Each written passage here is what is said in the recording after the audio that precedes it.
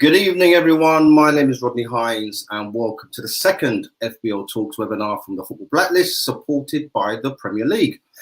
The Premier League season may well have drawn to a close, but the hard work and delivery of such impactful events will continue. We are just getting started.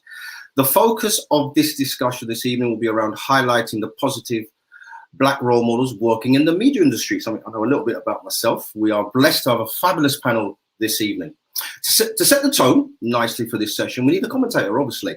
We caught up with Mark Scott, who has Trinidadian roots and made history in 2015 as Match of the Day's first commentator from an ethnic minority background. Here's Mark with a few words to welcome you all and to share his journey into the football broadcasting industry. Hi, Rodney. Hi, everyone. Thanks very much for having me. We know that the Football Blacklist is well known for its warmth and sense of community, so delighted to be part of this evening's session. And I know that we've got a great panel of speakers for you that will hopefully offer some insight and advice for how to get into the football broadcasting industry and help to increase the diversity, because we know how important that is. And we've seen some progress, so hopefully that will continue further.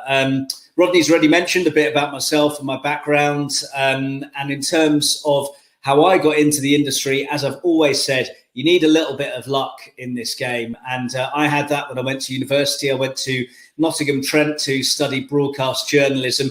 That back then was the closest thing that you could get to doing any kind of degree related to sports commentary. And as you can imagine, it wasn't really that close to it, but I took the plunge and went for that. Got some work at the university radio station, which was brilliant experience. But the big bit of luck I had is I was on the course with a guy called Adam Leventhal, who used to work at Sky Sports News and is now a writer for The Athletic mainly. And he was working for Capital Gold, which was a radio station that back in the day was massive in South London. Jonathan Pearce, who's now on Match of the Day, was the main man behind it. And if you grew up in South London, you listened to that. You didn't listen to Radio 5 or anything else. That was the dawn of radio in our area, in all of London. And one weekend he said to me, they need somebody to cover a game. There's been a late dropout. It's Brentford against Walsall. How do you feel about doing it? And obviously at the time I was like, yes, absolutely, 100%. And I went, obviously did an okay job because they asked me back again. And then while I was at university, I was going around covering a lot of lower league games for Capital Radio on a Saturday, going to places like Rochdale and Oldham, all the glamorous locations you can imagine, Scunthorpe, places like that. But it was a brilliant experience, and it gave me, the time on air of going to matches, learning little techniques about the language to use, how to project your voice better. Because, when you start off, you're green, you don't really have any of that information or expertise. So it was a brilliant breeding ground, really. And then from there, that was 20 years ago. I've worked at quite a few different places since then, worked at Capital for quite a while. But, sadly, they got rid of their sport department because money in commercial radio became quite tight, and sport was one of the things that got squeezed. Fortunately for me, when I was made redundant at Capital, it sort of coincided with this weird time in the industry where there was a lot of football that was being covered mainly for betting companies. So we're talking about, leagues like the Polish second division, the Japanese league, things like that. And they needed commentators to go into a place in Feltham to commentate on it for these betting websites. Not the most glamorous thing either, but it gave me a new skill, which was commentating for TV, which is very, very different to commentating for radio, because radio, you describe absolutely everything. You're the eyes and ears for people that are listening. You assume they can't see the pictures, so you tell them everything to the most minute detail. When you're doing TV, the biggest complaint people have is, why is this guy talking so much? Why is he telling me something I can already see? So you have to be a lot more selective with the words you use and how much you talk. So even though I was doing these fairly nondescript games, South American matches at 3 a.m, it was invaluable learning for me, and it meant that I had a good basis to then try and push on and get some more high profile work. I managed to get some work on the Europa League, covering the world feed for that. And if you're not aware of what the world feed is, it's basically where there's a central service of commentary and all the rights holders around the world are able to opt into it. So if they don't want to put their own commentators on Besiktas against Rapid Vienna, they can use the commentary that's being provided by this world feed and just plug into it. So that was the next step up, was doing some stuff for that, and then eventually did some stuff in the Champions League and various other things aside from that, and got to where I am now, which obviously is incredible to be working on Match of the Day, which was the dream when you're an aspiring commentator to get to. One of my colleagues actually said, I struggled to describe how much it means to me, but they said it's the equivalent of playing for England as a commentator, which for me sums it up perfectly, I would say. So that's sort of my journey. As I say, you need a bit of luck. The industry at the moment is a very interesting place. Did a feature recently for Premier League World, myself and Seb Hutchinson. And I was talking about how, we've seen diversity increase a lot in terms of presenters, pundits, even actually sort of production roles. I think, it's a lot more diverse, which is great, both in terms of race and in terms of gender, which is good to see. Football commentary, still a bit of an outlier on that front, but it's getting better. We've seen Seb doing stuff. Sahel Sahi's doing some stuff at the BBC as well. Tom Gale's doing really well. So there certainly is a push towards more diversity, which is good to see. And there's probably never been as many commentators or as much football out there as there is now.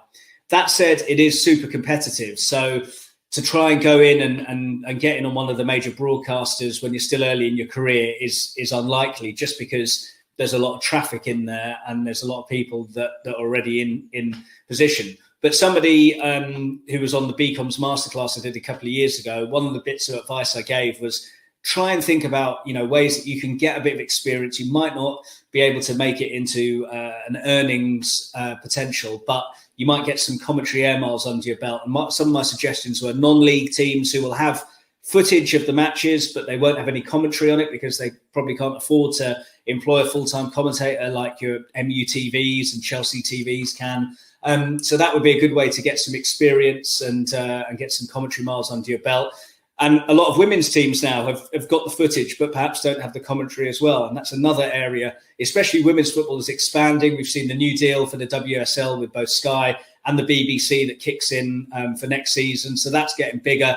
So that'd be a good way to sort of increase your expertise on those leagues as well, because the coverage for those is going to expand and expand. So I would say that, they would be my bits of advice. Just try and think of places that maybe you could do with some commentary on the footage that they've already got, and you can go in there and offer it to them and sort of build things up that way. But I think that's quite enough from me. Just want to say all the best to the rest of the panel this evening, and thanks very much to everybody that's watching online. Absolutely fantastic information there from Mark. So humble. He talked about luck, doing the extra miles as well, and doing the extra bit of graph. We look forward to hearing his brilliant commentary at the European Championships this summer. Right, now, to introduce our special guests, get your pens out, get your notebooks out, recording devices, whatever you need to do, because we've got three special guests in slightly different areas of the industry, but they're going to share with you some real golden nuggets. And if you want to get into this industry, and as I said, I've been around for a little while, I'll explain myself a little bit later, these are the sorts of people that you need to be involved with. Okay, so right now, to introduce our special guests, we've got three of them, great role models. We know the more visible our role models are, the more likely they are to encourage others from the community to push forward within the media and also build trust amongst the community. First up, Andrew Spence, producer, co-owner of Unedited and producer at Talk Sport. We also have the pleasure of having multi-camera director for Premier League Productions, Helen Campbell. And I'd also like to welcome the co-host of last year's Football Blacklist Online celebration and Sky Sports news presenter, Jaydee Dyer. Before I start talking to our guests, good evening to you all. How are you doing? All good. Hello. Tremendous. Right. I just want to just give you a little bit of background about myself. My name is Rodney, Hinds, co-founder of the Football Blacklist, along with my colleague, friend, Leon Mann. What is the Football Blacklist all about? Recognising the very people that you see on the screen and others, trying to provide some inspiration. It was about a decade or so ago that myself and Leon sat down, had a simple conversation, and decided that these awards were definitely needed and required. Trust me, it's gone through the roof, 600 plus at some of our events, and people wanted to get heavily involved in what we do. Thank you for the Premier League for doing that, and there have been many others as well that have supported us along the way. It's been a challenging 15 months, but trust me, We will come out of it and we will move forward with the football blacklist and other points as well. Good evening to the team online. Really good to see you. I want to just set the scene a little bit, please. I'm going to start in time-honored fashion with Helen. Helen, multi-camera director at Premier League Productions. Tell me how you got into that and what does it entail? So I've been in the industry for 20 years. So it's been a long journey. Directing I left Sky in 2012. So almost freelancing and working with PLP for 8 to 10 years. I started right at the beginning as a runner. A bit like Mark said, the hard work, the graft, doing a lot of hours, shadowing people. And then I progressed through and to get into actual directing, again, possibly being in the right place at the right time. I didn't have any role models then, didn't think that directing was something that I could do, but someone said, well, why not? And from there, I thought, actually, yeah, why not? So yeah, I started to shadow train, I learned on the job, so to speak, because back like I said, now there might be directing university courses. I didn't have that in my time. So everything I've done has been learning on the job, through the job, shadowing people, watching people. And then, yeah, now my job, like you said, multi-camera directing is the presentation around football matches. So your pre-match build-up, half-time and post-match, when you have a presenter in the studio, your pundits, all of the Piero analysis around the matches you want to do, the chat, the interviews, the cameras you're looking at, it all comes through the presentation director and the team. So that's where, yeah, and I've managed to get myself working with Premier League for the last 8 seasons, which has been a dream, working with, like I said, for the best league in the world, with some of the best talent that is out there. But obviously as well, freelancing, I've been very lucky, BT Sport, CBS Sports, Amazon. So yeah, it's a busy job. I know you were saying before we came on there that you're looking forward to a break. It sounds like it's going to be well deserved. Very much so. Andrew, we go to you next. Tell us a little bit about your daily, weekly work at Talk Sport, please. So basically, I produced Thursday evening show on Talk Sport, presented by Hugh Woozencroft and Darren Lewis. I'm the guy that gets the guests, kind of dictates what we talk about, and any breaking news and anything that goes on. It could be a live match update, everything that happens in the show. I'm the one that really sorts out. But it's a kind of a landmark show because it's the first show on Talksport that's ever been presented by a black presenter. He's the first one to do it. Yeah. And we pride ourselves in basically showcasing the culture. Really, we have a lot of black guests. It's Darren and you don't have that on Talksport, 2 black. Yeah, absolutely right. Co-host.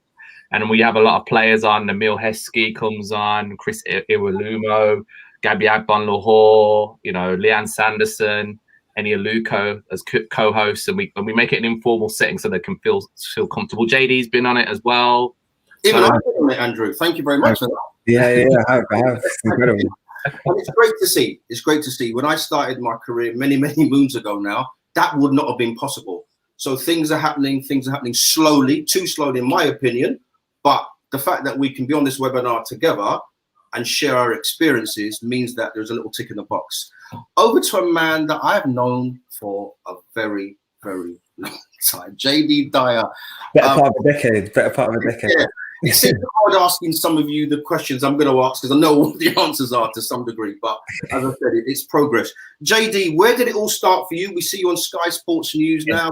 Football and basketball are massively important things to you. Where did the journey start, please? Well, I think if I'm going to be honest with myself, I think the journey started when I was a teenager. I kind of wrote down my affirmations very, very early and said to myself, I think it was 14, I wrote a letter to myself saying, I'm going to be on Sky Sports at that moment in time. I said I wanted to be on there before I was 30 is what I actually wrote. Yeah. And I said I wanted to be a presenter of football and basketball on Sky Sports. Yeah. And once I had the dream, once I had the vision, it was just about sort of planting my way to doing it. And for me, Rodney, I did work experience everywhere. As you know, I did work experience with you at The Voice. Yeah. I was published in The Times, The Guardian. I did work experience with BBC, ITN, all unpaid. I might say. Rodney was probably the only one that actually did offer me lunch, I would say as well. So get yourself used to that, like in terms of working and going into this industry. But I understood what I was getting out of it, which was, first of all, navigating the industry and understanding who I was and what space I wanted to be in. But secondly, also really developing my passion for this field and really developing as to whether or not I wanted to spend the rest of my life doing it. So I studied it. I went to university, studied it undergraduate. And if there's anybody on this call that probably felt how I felt when I finished uni, I really thought that, you know, I've got it all. Like, I've done all the experience. I've been published in these places. I put my little university show reel together. Every television station should want me, like all the big ones, Sky, BBC, ITN. I applied for every job that was going. I don't even think I got apart from a generic email back. And at that moment, I had to really assess myself and ask myself, like, you've done all this work to get to this stage. So what are you going to do now? And Rodney, as you know, I went to America. I went to a local television station over there. I worked, I put my reps up away from everybody. I moved away when I was in my early 20s. And it was the best couple of years of my life because I was able to make mistakes. I was able to learn who I was. I was able to develop my craft. Yeah. I was able to really, really understand that this is what I wanted to do for the rest of my life. So when I came back here, really and truly just to get my master's, I then realized that even though I set my goal at 30, it was 25 was the time when Sky wanted to sign me. So I've been there now for 3 years, over 3 years. And we're saying just going from strength to strength, constantly looking for ways to develop them. Yeah, fantastic. I mean, we've set the scene there. And I think, you know, we can all relate to what Jaydee, Helen and Andrew have said to some degree. Today marks the first anniversary of George Floyd's killing, okay? 25th of May. How important, and I'll just throw this out to all of you, how important is that we continue to control and create our own narrative? I think Andrew touched on it a little bit earlier in terms of the types of guests and sort of obviously the types of information that will come from those guests. Probably start with you, Andrew. How important is it that we continue to create and control our own narrative, please? I think it's so important because if we do continue this, it becomes normal because people are not used to it being normal. So when we cover stuff on Talk Sport that is to do with race, you can imagine the reaction from the listeners. They don't like it, but they're happy to talk about the ESL. They got angry about that, but when we talk about racism, some of them don't like it. So we need to keep talking about it till it doesn't become taboo and it becomes a more normal thing, like talking about the offside rule. You know what I mean? This is why I think it's so important to continue the narrative and ignore what some of the naysayers say. Because if we do that, then we'll be back right where we started, where we can't discuss the issue. Yeah. Helen, what's your view on that control of our own narrative and trying to get our messages out there? I agree with Andrew. We have to keep talking because it's the next generation. If we can't change the opinions of the people who I could say now are grown up, mature and have those opinions, but the next generation, the young people listening, the education that we can give them, that will change the way things go when the narrative going forward. You have to be able to believe that you can inspire, educate and change the next generation that grow up. The more they listen to it, the more they see us, the more they hear, they will understand. So although the current people that might be calling in, Andrew, like you said, that don't like it, unfortunately, you know, they will get older and you know, go through the system. The young ones coming up that are listening will make notice. They will understand. So we can control that narrative by doing what we're doing today. And Jaydee, I think I know your views on this one, but please share with us the fact that our narrative and our content, we need to control and share that, don't we, ourselves? I'll give you it from twofold, Rodney. The first thing I say to everybody is be brave. I'll speak honest and I'll speak candidly. A year ago when this happened, I don't even think many people knew how to react. And when I say that, I'm talking about the major organizations who have all now come out and said whatever they've said and made their stance clear. But I had as you know, obviously we was in the middle of a lockdown, so we didn't have any live sport going on at the time. So I had a basketball show which I present called The Heat Check, shameless plug. But we were live on Sky Sports News in terms of a platform. And as the presenter of the show, I made it very clear that I wanted to touch on George Floyd and the things that had been happening on there.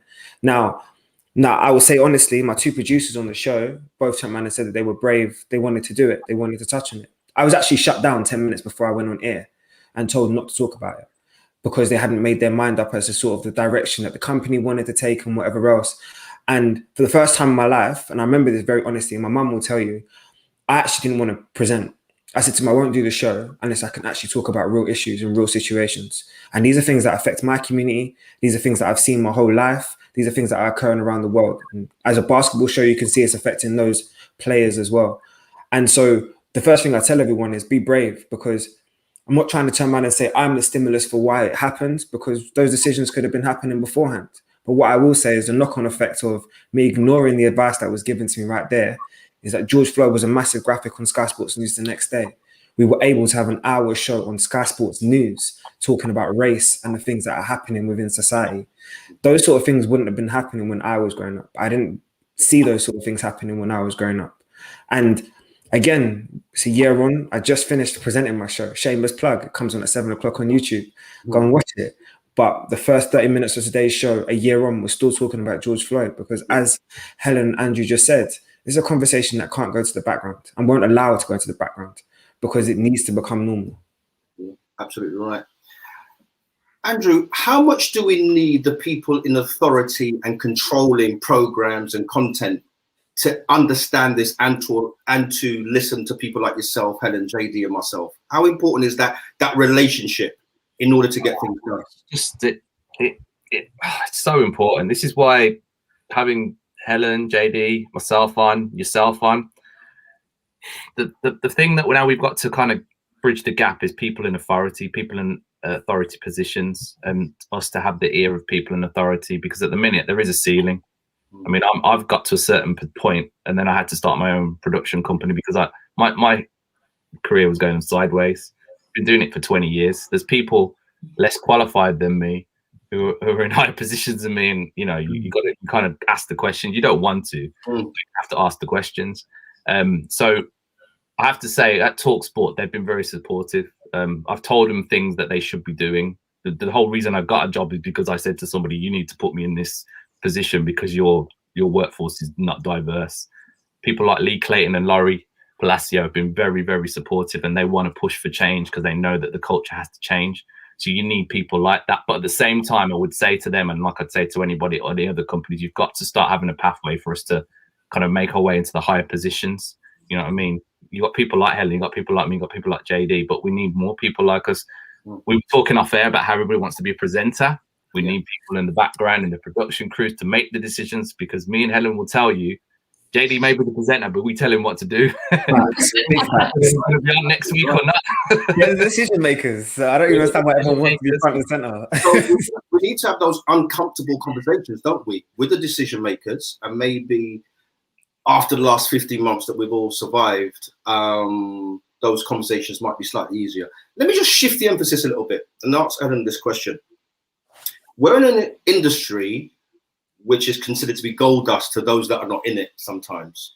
And I get so many people, Jaydee was one many, many moons ago, who fought, who grafted, showed his ability, had that tenacity.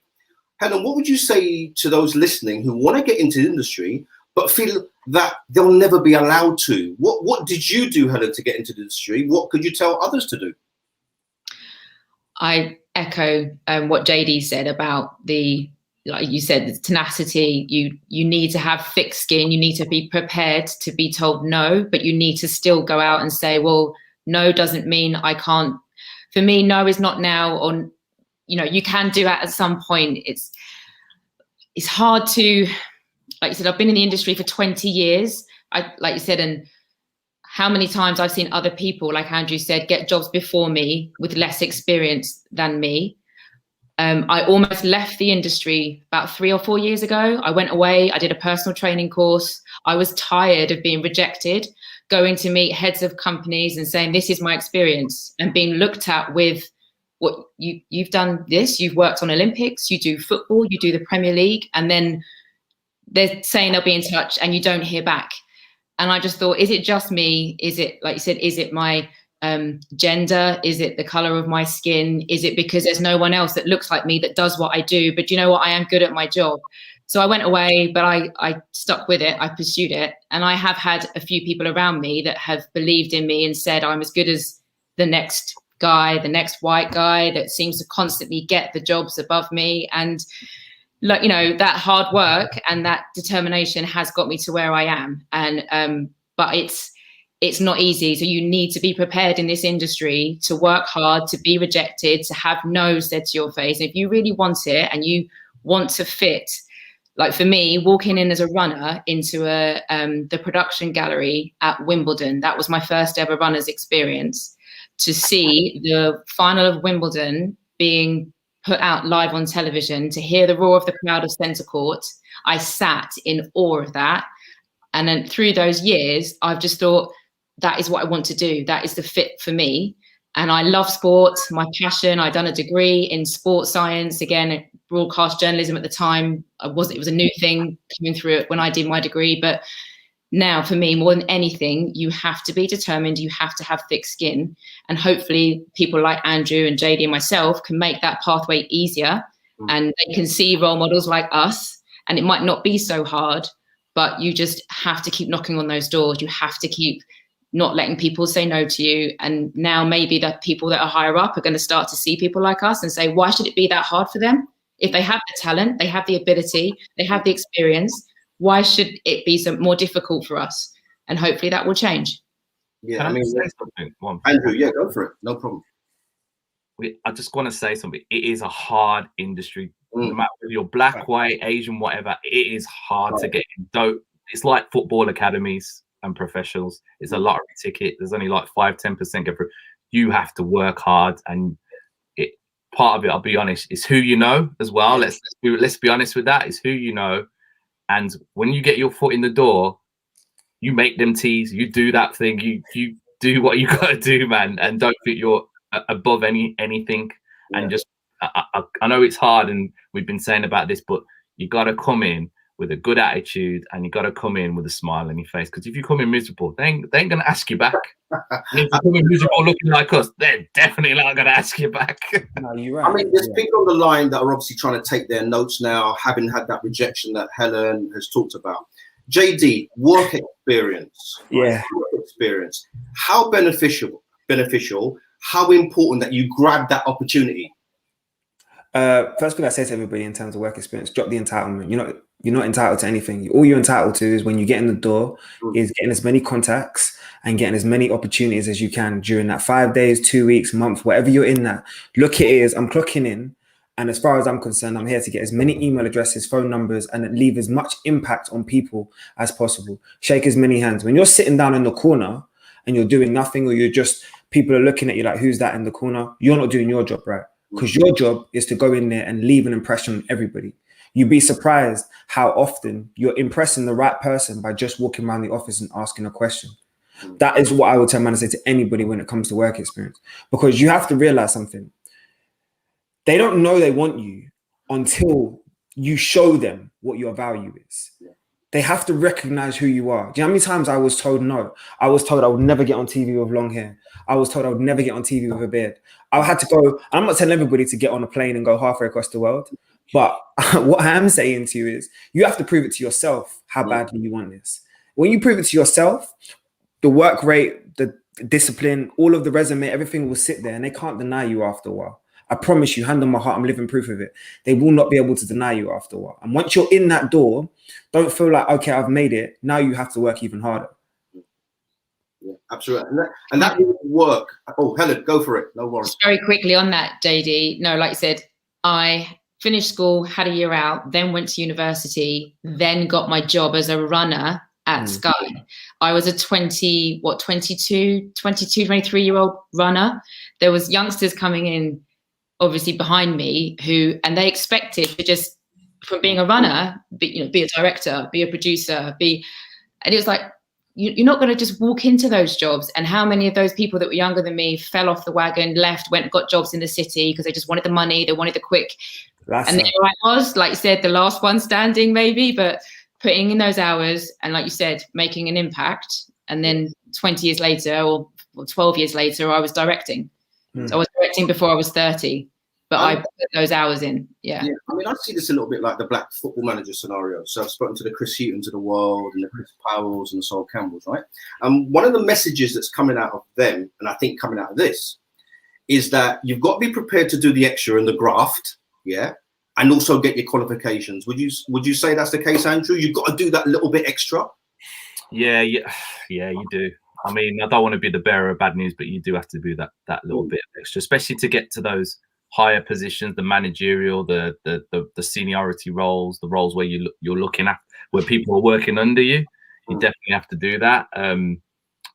It's terrible, and it makes me have to think about. One thing you can say in every industry, to get there, you do have to work, and regardless of how we look, and for me being a female as well, but it's, I don't want it to be different. I want to work hard. I don't want my job handed to me for any other reason. However, if you're going to come into this industry, anybody watching, it is tough.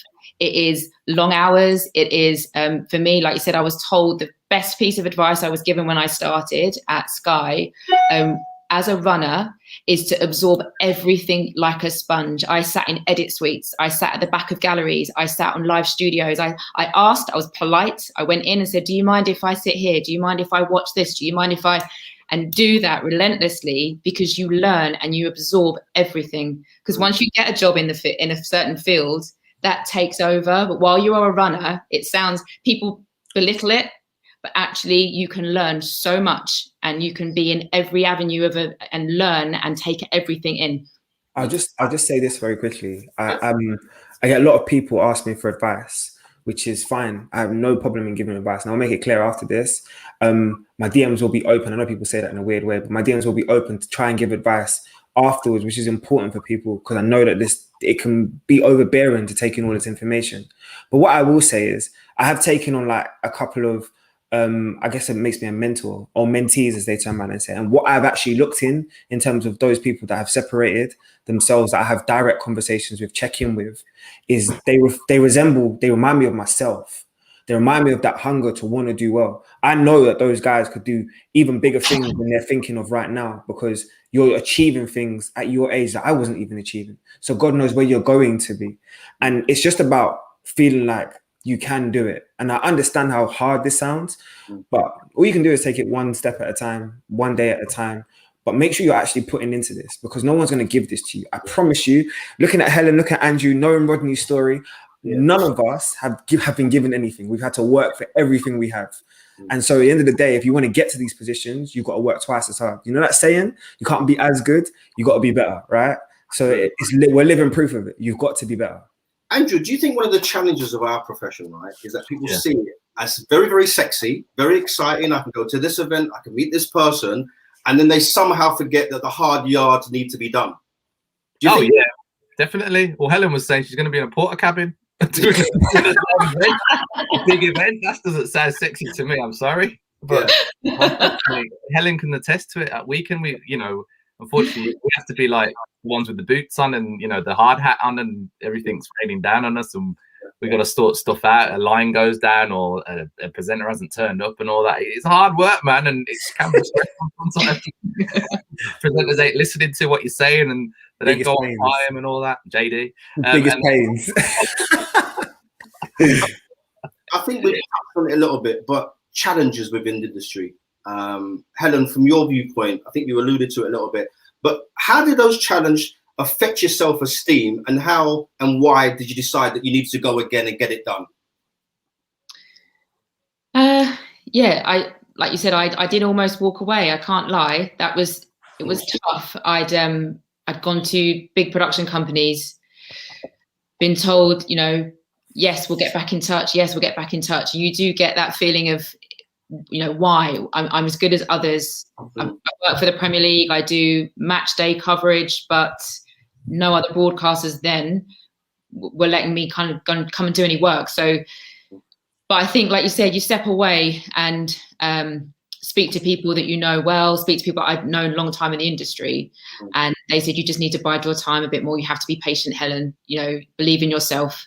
And I knew I'd done the graft, and I know that I am good at my job without that sounding big-headed in any way, but I've worked hard to get where I am, and I've done, and like you said, ironically, then opportunities started to come my way. I have also worked away from sport. I know this is obviously football and Premier League, but I've ended up doing some work on Love Island and other things, which maybe for me at the time was good. It got me away from the sport, because definitely there's challenges, and I saw other people, like Andrew said, go and get jobs ahead of me with less experience. That does really knock you when you think, why am I working so hard if, you know, other people can just walk in and walk straight above me? And people then have now said to me recently, you are now on my radar, Helen. Like, I've now seen what you can do.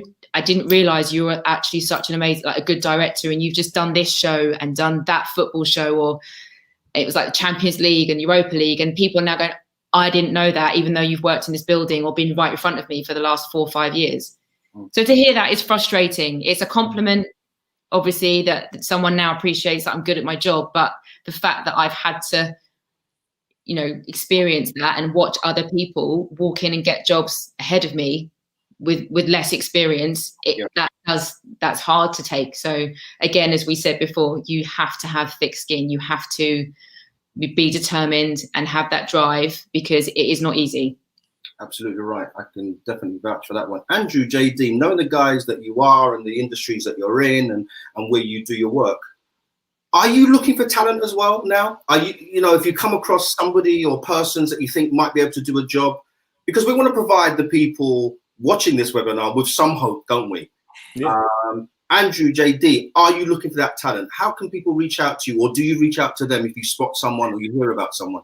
Hell yeah, I'm always looking for talent. I always make it my business to when TalkSport. So basically, at TalkSport, they're starting to have new people come through, and I always make it my business to talk to them and put my arm around them and be like Jaydee, like a mentor. Come to me, talk to me. If you can work on my show, work on my show. You know, look after you. There was a beautiful thing that happened last Thursday. Yeah. Darren Lewis was on the show. He came into the building for the first time, God knows however, because you know how Darren rolls. Yeah. He came in, and we've got 2 black young assistant producers, and they were just sitting there. They didn't know who was coming in. And you know how Darren is. Darren just went straight. He didn't even he dissed me, and he's known me for ages. Got quite sad. Anyway, he went straight up to them, and he goes, "Hi, how are you? What's your name?" And obviously they know who Darren is. You should have seen their faces. And he goes, "Oh, come with me. Let's have a chat. Let's go and have a chat." Yeah. And you should have seen their faces. And he sat down with them. He should have been really prepping for the show, but it was fine. I let him do that. But he sat down with them, and he sat down for a good 30 minutes, 45 minutes talking to him. And Hugh Wiesencroft spoke to these 2 guys that were new at TalkSport, gave them loads of experience, advice, etc. And things like that will make your day. And they've come through. So, you know, I've got a production company. We make productions. We're always looking for people. And I'm always telling TalkSport's hierarchy, these are people you need to check for, maybe put them in the pathway, give them work experience, so forth. Always looking for them. Jaydee, I know you're on the hunt as well, and you always keep an eye out for others, don't you?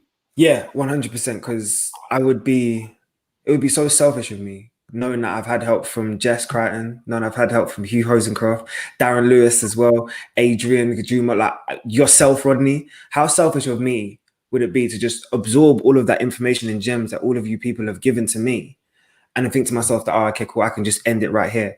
It's not the way that things are supposed to happen. I'm actually supposed to double that information, add on to my own experience, and help anybody. I don't care if you're older than me. I don't care if you're younger than me. If I can pass on a bit of experience to you, that's going to make your journey easier. That's going to make your situation easier. Then that's the whole point of being a human being on this earth. Like, that's genuinely how I look at it. I didn't realize, and I'll be honest with you, Rodney, I didn't realize until I came back from the NBA finals. I didn't realize, I went to Carnival. I didn't realize the impact that I'd had on my own community. My sisters will still tell you to this day, it was a bit surreal for me. And I'm used to being in front of cameras. I'm used to stopping and saying hi to people and whatever else, but it was surreal. And I felt it grow every single, like I did a live last week at Selhurst Park, and I had to stop halfway through my live because people were like jumping up and down, and people were like, oh my God, I watched your stuff and all the rest of it. Yeah. And as much as that stuff is fine, that's only stroking your ego unless you turn around and actually do the other important part, which is you have to help other people that want to be in your position. This isn't my spotlight. This is our thing. This is our situation. and how can we help improve each other? How can we help elevate each other? Because I haven't got to this position without helping Hands. I haven't got to this position without helping me. So I'm always on the hunt for helping and helping anybody else. That's why I said my DMs are open for 24 hours, and after that it gets a bit much. So congratulations. Sports Journalism Association Wants to Watch award as well, my friend, because knowing your journey as I do, it just shows progress. And talking about progress, I mean, we can sit here and maybe talk about having to do the hard yards and the graft and all that sort of good stuff, right? But organizations like BComs, right, that shows there's progress being made, doesn't there? Because there's a collective there, a pool of talent that people like me, you, etc., can help and assist. BComs, fantastic idea and going in the right direction, Helen. Definitely. Yep. I think, like you said, again, we've mentioned there are for myself, my role model in this industry, all of the men that I know, white men in my industry behind the scenes. Mark Scott mentioned it, in front of camera now, presenters, pundits, a few commentators. There's definitely a massive change, and visibility is key. But for me, so BComs comes into that, because for me, when I started, it was just, there was a blanket. For me, it was white men that direct sport, white men in everywhere I looked, and behind the scenes, it is heavily still like that. I have to, again, Andrew, you're a pleasure to meet and talk to today, to see a producer at your level doing what you've done, but there's no one that does that. This is so important. Like you said, this Football Blacklist Awards, like the people it reaches, and to be able to now say, as we said off camera, off screen before we started, the runners now, female runners, I don't think there's any female runner that I would know that would say they want to be a presentation director for the football, but possibly because they've never think it's possible. They've never seen anybody that does it, or that they go in the galleries and see majority white men doing that job. So if I can inspire just one girl out there that loves football like I did growing up, just literally has a passion for sports, and they can say, you're not going to make it as a player, but you can go and do what Helen does, and you can be a director at the highest level at the game that we love. As we've said, it's sexy, although you're working porter cabin sometimes. But I'm very, we are all so blessed to be in this industry and do what we do. We have hard graft in, but now, as you said, Jaydee, it's, for me, a lot of it is visibility. I walk into a room, like even at the BBC 18 months ago, just before COVID, new up there, going up to direct Final Score, one of their mainstream football shows, and people were meeting me in the office and like, who are you? It's like, I'm Helen, coming up to Shadow today, but I'm directing the show next week. And I could see the look on people's faces, like, she directs like football, and it's that shock of no one's ever seen anybody that looks like me that does that job.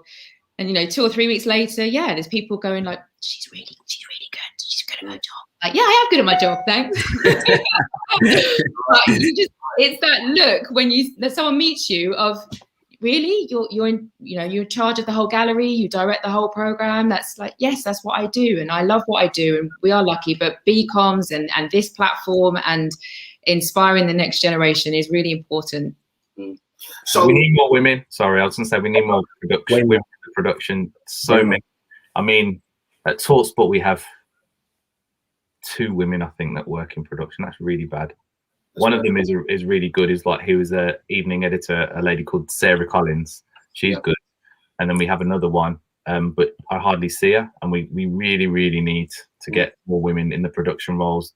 You don't see it. Gina was the last person that I had working with me, and she's a BComs graduate.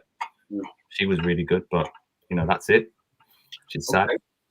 Listen, I've got a couple of questions. There's one that's been directed to Jaydee from Mazan Mustafa. Jaydee, what practical steps would you recommend to young Black people looking to get into a presenting role? I know you've probably alluded to it and we've talked about it, but just re-emphasize how you get in, please, Jaydee. Reps. That's the first thing I say to everybody. Everybody wants to come and be on screen and be like, oh yeah, I can do this. Do you know how many times I've practiced in my mirror, in my bathroom, in front of a camera when it's just me rolling and then gone back and ripped it apart? I promise you, Maz, I still record every show I do, including every Sunday show, every heat check, and watch it back and rip it apart. And I'm not doing it to rip my confidence. I'm doing it so that I get better. You have to look at this like, as the boy Nipsey Hussle, rest in peace, says, this is genuinely a marathon. So you have to take it step by step, day by day, and enjoy the process. So as much as you have your end goal, and I wrote my end goal, and of course it's changed by now, but like, you have to turn around and say, you have to understand where you want to be, and you have to make those little active steps to get there. You don't say, I'm going to jump from the top step to the bottom step. You turn around and say, I'm going to take it step by step. So get yourself a camera, get those reps in, practice. Do exactly the same things you see every day on TV. Emulate the people that you turn around and say that you want to be, and find your own style. Once you have you and you have the role, you can combine it together. Bro, nothing's going to stop you, I promise you. Yeah, absolutely. Thank you for that. I'll throw this one out to Andrew and to Helen. This is from Georgia D. And I know once again, we've probably talked or touched on it. How did you get to where you are today in terms of its previous experience and jobs? When did you know that this profession and this industry is what you wanted to do? Andrew? I started as a radio presenter before I did anything. I had the records in the back. I used to be a radio DJ on Galaxy and Choice and Capital and stuff. So I used to be a presenter for 13 years, but I used to have to produce my own shows anyway and learn how to interview people and so forth. So that's how I started. I went to university, did media communications, but again, I got in because somebody I knew, and then it was like a little jar, a jar, and I got in, and then I just basically just worked my ass off and just tried to do the best. And then I can relate to Helen, because then I came out of work and I got as I say, a normal job. I worked on the railway for a couple of years because I'd become so deluded by what was happening, and then I came back in due to my love of sport, and then I became started producing more current affairs and more sports programs. But again, it was about people writing those letters back in them days. You can just do email, just message people on LinkedIn. LinkedIn's your friend. Get on LinkedIn if you're on LinkedIn and just find people and message them. If they don't reply to you, that's fine. Don't take it personal, but just keep messaging people. Yeah. Helen, in terms of, your previous life and getting into the industry, what did you have to do back in the day that got you to where you are now, job-wise or mentality-wise?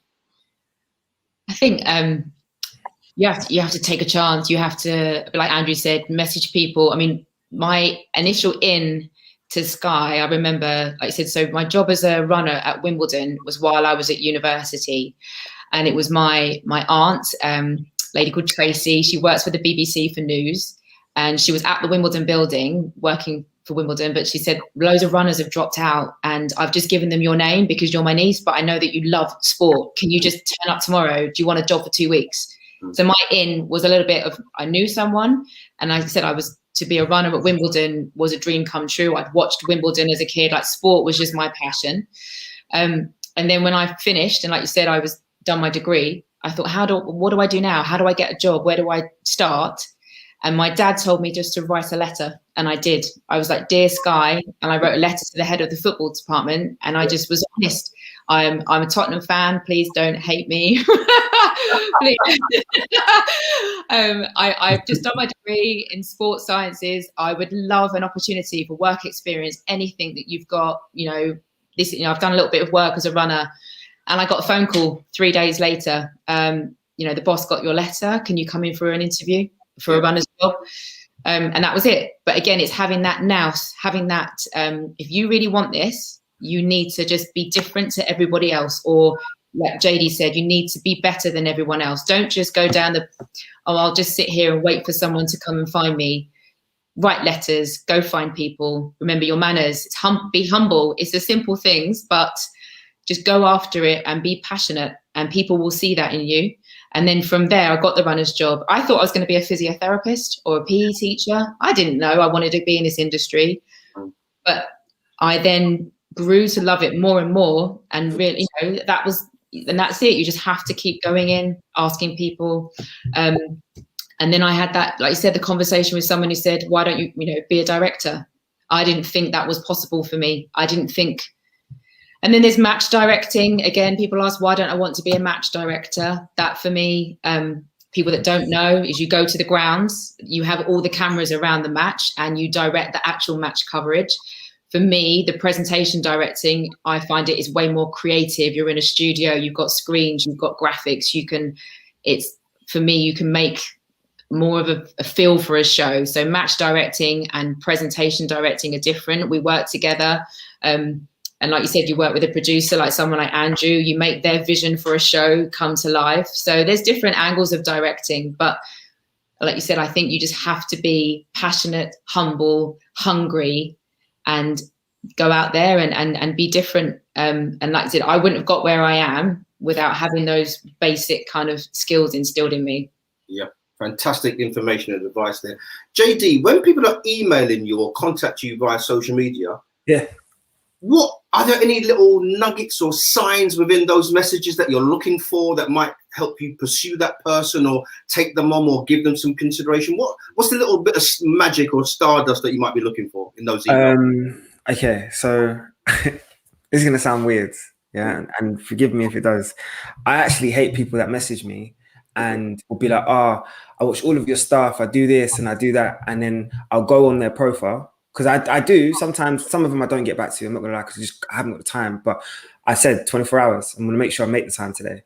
But I'll go on their profile and they would have had no interaction with any of my posts. They would have had no likes on anything I've done. Or so for me, I've now actually changed my scope.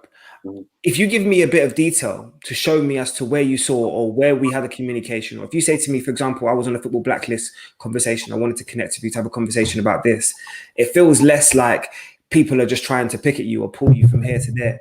It feels like genuinely there's a connection, because it's got to be organic. Everybody's busy. Everybody's got things that they're doing. Everyone's got their own goals. It's got to feel organic. I've had some people's DMs that I've responded to is not about following. I've responded to people that I've turned around and had like 20 followers, because they turned around and given me a small nugget or something that I will turn around and say, you know what, there's someone that's paid some time and some attention. It reminds me of the emails that I used to shoot. You know, when they used to say to you, when you're writing an email to someone, don't send the copy and paste of the same email to everybody. Just put a little small segment at the top of it to turn around and show that you actually pay attention to the person or the product or the show that they're a part of. It's the same thing. It's the same principle. And that was taught to me by what was then became my boss at Sky Sports News, who's now retired. And I've now implemented it into turn around and saying, if I'm going to create conversations with people, I want to feel like you actually do pay time and attention. How dare me message Andrew Spence, and turn around and tell him, I want to connect with you, and I don't tune into his Thursday shows. Absolutely. I really I would actually, mine doesn't bother me that. About that. Fantastic. No, I mean, the points you're making are right, Jaydee. There's no doubt about it. I told you before we came on air that this hour would rattle by. We've got only about 5 minutes or so before we got to wrap up. Andrew, big question for you. In fact, for all of you, we can ask it in turn. We are making slow progress. It is frustrating. But in terms of Black people within our industry, within our profession, where do you hope it to be in 5 years' time? It'd be great if somebody was in an upper management role, more Helens as well, more JDs. I mean, it's great present like Helen says, and you guys have said in front of the camera. It's really good now. Yeah. But we need more Helens and more me's and more people above us as well that are like go to the boring meetings that for the decisions. It's it's fine. I'm joking, but to make the actual decisions, who are on the leadership table. That's what we need people. We haven't got anybody that's really on the leadership. We haven't got chief execs and so forth who make the decisions. I think that's what we need. And we don't need, not in 5 years. We need that now. Okay. True. Yeah, Helen, what do you say? I agree with Andrew. I think a lot of work has been done front of camera, without a doubt. There's way more pundits, co-coms, like you mentioned lots of their names today, that the visibility is out there and change is being made. For me, it's behind the scenes and it's the upstairs management that is a lot for me, still the old boys network. It's people that, our kids went to school together. I know him. I know we were on the golf course together. So they get jobs. That kind of mentality for me is still very, very vivid, and it needs to change. Yeah. And Jaydee, what about yourself? Where do you see this industry? Where do you want it to be in 5 years' time? Because I know you'll play a role in that.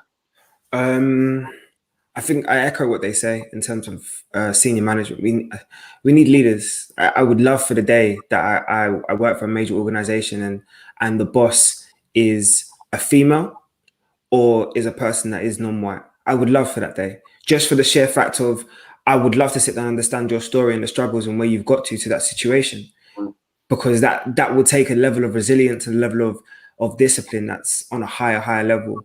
But what I would also say is ownership of our stories. We're always talking about, we want to front this or we want to front that. How many production companies are we turning around and saying that are black owned or are actually coming from those communities that's making those stories? That's what we need to turn around and do. Ownership of our stories, I would turn around and say as well, because then it's a true reflection and then people can fully understand an idea, and then doesn't feel fake or unofficial. It feels real. And then when you can collaborate that together with what we have now in terms of the established networks, we'll go well, man. I think we have some YouTube comments that I think I've been told that we can show. Is that correct? Based on this, there you go. Yes, for more women in production. Yeah. 100%. Yes, Nia. Yeah. We've also got a lovely show. Love you, Helen Campbell. Oh, that's lovely. Thank you. Make tea and coffee for people. Hey, only Drew would say that. Making tea. Everyone remembers a good cup of tea, and the best people started as runners making tea and coffee. Yeah, that's how I started, making tea and coffee. Yep. And that's great. It's fantastic there for someone to say that it's been really, really helpful this session. Oh, the boss is in. Keeping me on my toes. Yeah, great discussion. It has been. It's been absolutely fantastic. I feel like you wouldn't be able to get this advice and level of conversation anywhere else. So once again, it says, I talked about BComs and here you are as a 3, you're making a difference, because we can all go around doing our jobs, but here people are really just sort of like paying homage to you here. Look, oh, wow. I mean, one last question. I think we're going to run out of time very, very soon. No doubt people are going to be filling up your inbox. Are you open to that, guys? Yeah. Being contacted. How about that? 100%. Definitely. Fantastic. 100%. Well, I told you what a session. Even I've been making notes for myself, and I've been around a little while. So fantastic. It's been a really insightful discussion. And I think that's about all we have time for. I'd like to say a huge thanks to Andrew, Helen and Jaydee for their excellent advice and contributions. And of course, a special thanks to Mark Scott, who joined us earlier. It's been a session I've learned lots from, and I'm sure that lots of people have done as well. The Football Blacklist series continues, and we have another awesome session planned. So look out for the details on that. Thank you so much to the Premier League for supporting what we do. You can follow the Football Blacklist across social media on Twitter, Instagram and LinkedIn. And please do share the words of wisdom to amplify the advice and messages from today. Thanks again, and let's keep working together to diversify our industry and celebrate Black excellence. Sounds great, doesn't it? Black excellence. I really love when you say that. Thank you for having me. Thank you for having me. For your time. No doubt we'll all catch up and on various shows, and we'll all meet up. All right. Thanks for your time. Thank you. Thank you. Bye. Bye.